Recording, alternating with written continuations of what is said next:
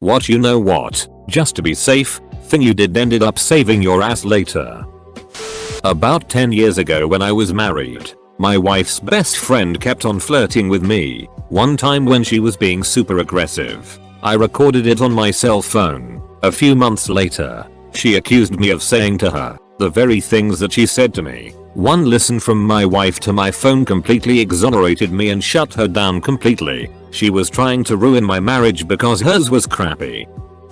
I booked a vacation for my wife's birthday in Cabo San Lucas months in advance. For some reason as I was booking it I decided to get the trip insurance. I had never done that before but time this I thought I better do it. Our trip was to be in October. I booked it in June. The beginning of September a hurricane struck Cabo and did a lot of damage. I contacted the resort and they said they were not very badly affected. I left the reservation booked. The day before we were to fly to Cabo I checked the flights and everything was good to go. We got to the airport and as we were checking the woman checking in said, "Oh, there's a problem with your connecting flight." Yeah, the problem was the connecting flight had been cancelled over a month ago. Yeah, Expedia neglected to tell us that little bit of info. I was able to recoup all of the money we spent because of the insurance. I've written about this before, but here goes. 4 students of mine won the first prize for a project they did and we all got a free trip to London. We had spent the day sightseeing and were exhausted so we got an ice cream and sat on a bench in a park to relax. A couple of minutes later I notice this couple walk by slowly, staring at us. My spidey senses go mental. I do not like these people for some reason. She walks by and sits on the bench next to ours and he sits on the bench across from hers. They aren't talking, just looking at each other. And that is when I notice her reaching into her pockets. I jump up, grab my students and run out of the park. My poor students are confused AF and wondering WTF is wrong with me. When all of a sudden we hear screaming. Turns out she stabbed a couple walking through the park, trying to rob them. It scares the ever-loving duck out of me knowing had I not gotten my students out of there, we would have been stabbed and robbed. Edit. For all those trying to turn this into a racial lit show, everyone involved in this incident was white. Was remodeling my house, took out a loan and had to get the house appraised to get the loan. Found that my house was worth 100k more than I had it insured for. Raised my limits on the home insurance to 50k more than the appraised value in anticipation of completing renovations. 2 weeks later house burned to the ground due to a faulty bathroom fan that I did not touch. City, insurance company and loan company all sent separate investigators due to how shady it looked. Flipped over my shoe and shook it, cause I had found a spider in it the night before. Just to make sure, there was another spider in there. A tropical storm was blowing through my city a few months ago and we were projected to get some wind gusts and significant rain. Because our parking lot isn't large enough for all staff and our clients, a lot of us have to park on the street, which is lined with large, old trees. As I rolled up on the morning we were due to get the storm, I parked in my usual spot down the block. Before I shut the car off, though, I noticed that this particular spot was located directly across the street from one of the largest trees on the block. Thinking, you know what? Just to be safe, I put the car in reverse and backed up about 10 feet, safely out of the direct line of fire from any trees. In the middle of that afternoon, in the midst of the howling wind and driving rain, we heard a huge thud down the street. Went to investigate and that same tree I'd been parked across the street from fell across the road and missed my car by about 8 feet. At that moment, I was glad that I decided to play it safe. The car parked on the other side of the street directly across from where I'd initially been got absolutely destroyed. Crushed roof, windows blown out, just pulverized. Saving a receipt for a campus parking ticket I paid for during my freshman year of college. They do this thing where they double the ticket amount after a month of not paying. I paid it the week I got it, stuffed the receipt in my bag and forgot about it. Apparently, whoever was in charge of clearing me didn't, and I was told I had an unpaid, doubled parking ticket on my account after like 3 months when I tried to settle up tuition for the semester. Disputed that, and wore a smug ass look on my face as I directly reached in my bag and pulled the receipt out to show them. I mean otherwise, I would have had to essentially pay that ticket 3 times. Something tells me it's not the first time that's happened to students there. I had a car sitting on jack stands because I needed to do some transmission work. Before climbing under it, I thought it'd be a good idea to rock the car around. One of the jack stands was not in the right spot and the car slipped off it, slamming down on the front disc brakes. Would have killed me. I took one of those extra driving classes you always hear about to get the discount on your car insurance. I was in college and my premium was killing me. The one I signed up for was an 8-hour course that I knocked out in one day and the focus was maintaining control of your vehicle in bad weather. I took it over spring break, which is still a pretty snowy, icy time of year around here. The big test at the end to determine if you got the certificate was to pass the moose test, though some places call it the elk test or the deer test. Either way, to pass the course you had to successfully swerve around some cones on an icy road and regain control of the car on the other side of the cones. So my first day back at school from spring break, I'm driving myself and my roommate from the liquor store back to our dorm in summity conditions. I try to turn left into our parking lot and my car just slides straight past it and down a hill. I try to turn the wheel right to get into a different parking lot and get closer, but not quite where I need it to be. I'm heading straight for a telephone pole. My roommate is panicking, but I looked at it and I realized this is just the moose test. I managed to swerve around the pole, narrowly missing a wall of parked cars next to it, and regained control on the other side, finally bringing my car to a stop in an empty section of the parking lot. Then we walked back to the dorm and drank our faces off. So the moral of the story is, those extra driving classes you might take for the insurance discount may just save your life.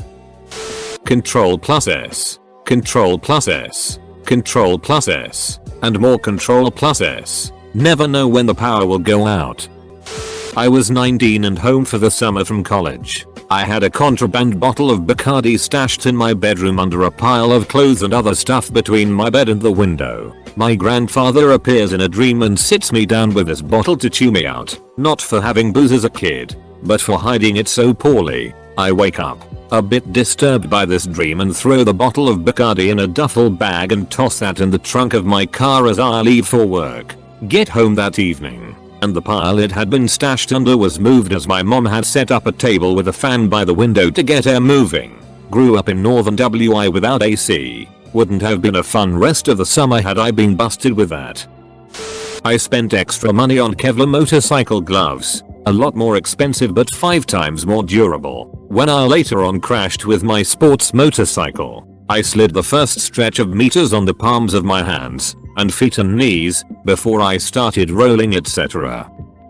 Working in an electric panel, I went over to check to make sure the disconnect was off. It wasn't. I was being careful either way, not getting near the high voltage stuff, but it didn't need to be on, and could have easily killed myself with one mistake. This happened yesterday.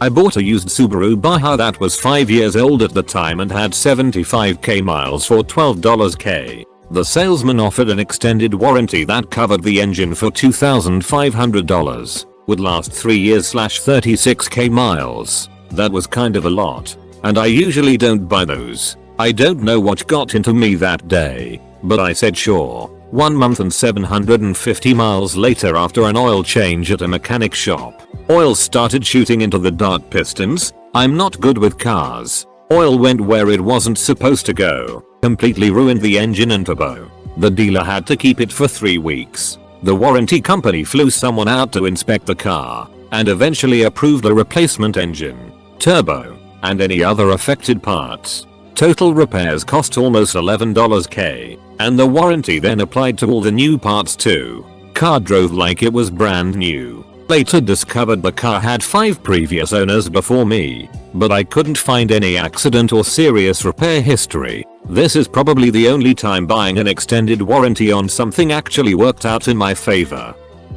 I bought a really nice tablet a few years ago. A Wacom Intuos Cintiq, essentially a drawing tablet built into a laptop, for animation and the like. Sometimes when you buy nice things they come in nice boxes, and for some reason I don't really want to throw this box away immediately. I put it in the storage area of my basement and forgot about it. After only about a month this $2,500 tablet stopped working. It wasn't dropped or damaged, and I'm still not sure how it broke. It would simply try to boot up and fail. crashing and demanding a restart. I called support, and after several calls and many hours, we were unable to resolve the issue. They said I could send it back and get a new one if it wasn't physically damaged. They told me it needed to be sent back in the original box. I now keep boxes for everything I buy until the warranty expires. TLDR. Cardboard box saved me from wasting $2,500 on a plastic brick. Take 10 before you send has saved my ass countless times. Means take 10 seconds to reread your email, post whatever written communication before you send. Emails, especially in the workplace, last forever. I was out solo hiking camping. It was the end of a long day and I really didn't feel like taking the time to tie up a bear bag with all your food tied up in a tree far away from your camp. I said, you know what, just to be safe, I'll go set one up. Cut to the middle of the night. I'm woken up to the sound of a black bear walking 30 feet away from my hammock and heading straight to where I tied up my food. Edit. Thanks for the gold, kind stranger. It's my first gilding. Couple of years ago I restarted The Sopranos from season 1. I think it's in the first season where the water heater leaks and floods Tony's basement. So there are these scenes where he's wading around in a flooded basement. I was imagining what a nightmare that would be. It reminded me that when I bought my house, the inspector told me I would need to replace the water heater within 5 years. I then realized that was like 12 years prior. So I suddenly got nervous. I went and looked at the water heater, and it seemed fine, but I couldn't shake the feeling. I also did not have the money to pay to have a new water heater installed. So I decided to go ahead and buy a new water heater and then save up money to pay someone to install it. The water heater arrived and I stored it in the laundry room. Just a few weeks after it arrived, I happened to look at the old water heater, and I noticed the catch pan under it had an inch of water in it. It was leaking. Oh no. Emergency. Except wait a minute. I already have a plan for this. So, instead of saving up money to hire a plumber, I went to YouTube and learned how to install my own water heater. It all worked out perfectly. All because The Sopranos made me anxious about the condition of my water heater, causing me to randomly purchase a water heater I had no immediate plan to install. Arrive in San Francisco a week into a trip. As we gather our things during a moment of downtime, I go back to check the bus cause, you know, it never hurts. Found my passport, which I had no idea I'd dropped.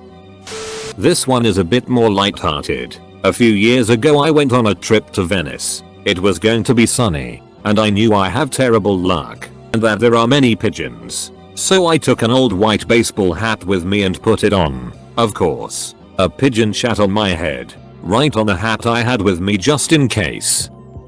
Many years ago when I was a tech at a call center, I was on a call with the client's IT guy to fix a corrupted database. Their IT guy shared screens with me so that I could work on the recovery. The IT guy renamed the files as DuckEDDB, DuckED Backup DB, etc. just to be safe. I had him say that it was he who named the files as such and not me. I asked him to confirm this each time I had to touch the files. I took screenshots also. Little did I know, this call was monitored, voice and screen recording. A day later, I got called in by a manager asking me to explain a situation that came out of a recent call I was on, so had only seen a few screenshots that were made by the recording program. I told him to watch the whole video with the synced audio. A few hours later, he called me into his office to apologize for speaking to me with such an accusatory tone. Moral of the story, always cover your ass. On the brighter side,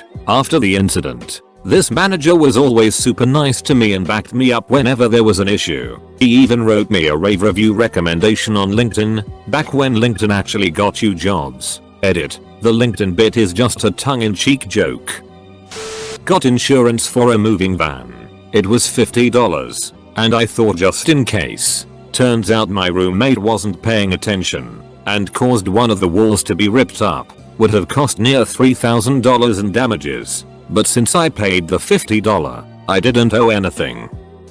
I was going on a road trip. We packed everything in the trunk. Then I realized that I forgot to check the air in the spare tire. Faced with unpacking and repacking, I thought, what are the odds? We've had the car for years. Never had a flat. We probably won't have a flat now. Then I thought screw that and tossed the floor pump I use for my bicycle into the trunk. Just in case. Got a flat in the middle of ducking nowhere. Spare was too flat to drive on.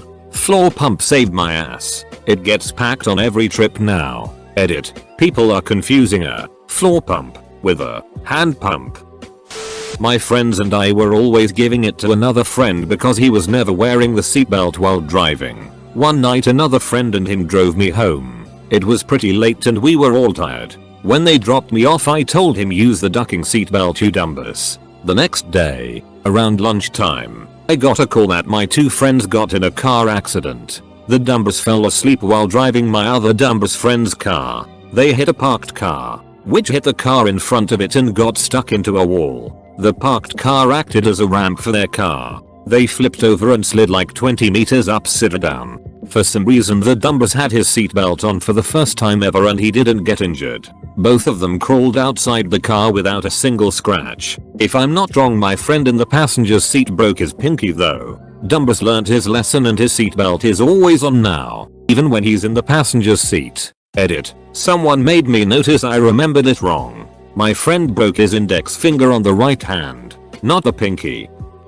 I was driving on the highway headed back to college and I see a flatbed semi coming in the opposite direction that looked to be carrying railroad ties. Big square logs basically. I think to myself, huh, it sure would be bad if one of those things fell off. I hold my gaze on the semi and you can guess what immediately fell off and started tumbling right down the center of my lane. I'm convinced I wouldn't have been able to react to it properly if I hadn't just thought of that exact circumstance.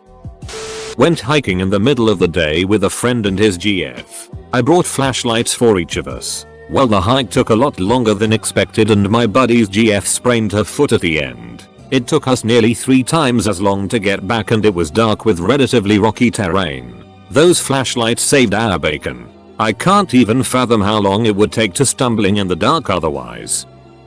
We recently went driving around Wales and always use Google Maps for navigation last week. The O2 network went down for most of the day, while we were smack in the middle of nowhere, which would have made searching for destinations impossible. But I had the forethought that even with a perfectly working cellular network, Wales is full of countryside, so signal may be lost a lot. So I pre-downloaded the entire northern half of Wales onto my phone before we set off so a data connection wasn't required to navigate. I think we'd still be driving now if I didn't do that. Edits. Spellings.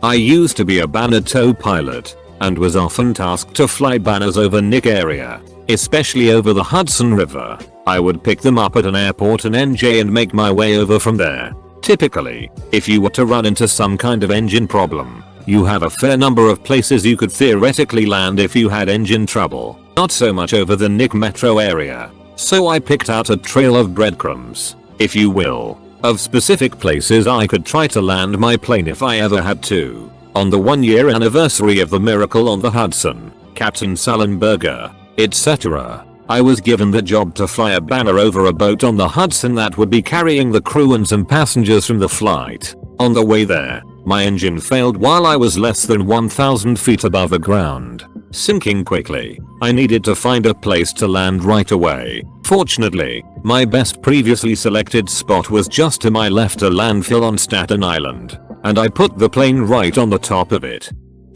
I've had a handful of these in my life. The one that popped in my head first was from a party when I was 16. It was in a small farm town about 20-25 minutes from my actual town and everyone was out partying in somebody's parents' barn and having a real good time. I didn't realize that our DD had been drinking all night. When it was time to go, I couldn't even tell she was tipsy, but something wasn't right so I didn't want to drive back with them. For whatever reason I decided to get the verbal tongue lashing from my mom when she came to pick me up. Well, my friends in the first car were apparently veering across the road, got picked up by the cops and all of them got to spend the night in jail. Glad I opted for my mom. This is from 30 years ago, so some details may be different these days. After enlisting in the army, recruits get a list of everything they must bring to boot camp. On this list was a padlock. During processing, the 5 or so days before the real training starts, Recruits are given their military equipment including duffel bags and told to put their things they brought with them in the duffel bag. After finally getting everything and I was left with just the padlock, I had no idea what to do with it, but I noticed if I closed my duffel bag in a certain way, I could close the lock on the hook. So when we get to the training unit and off the cattle trucks and a few hundred drill sergeants are yelling and screaming and telling us to line up, which we do, with our duffel bags in front of us. The drill sergeants then proceed to check if the bags are locked, and if not they grabbed them at the bottom and whirled them around, flinging the entire contents on the ground. Everyone in the entire company had their stuff dumped except for me and one other guy, only because locking my duffel bag was the only thing I thought of doing. Putting it in my pocket was not an option because they were very clear about not having any civilian items in our uniform pockets.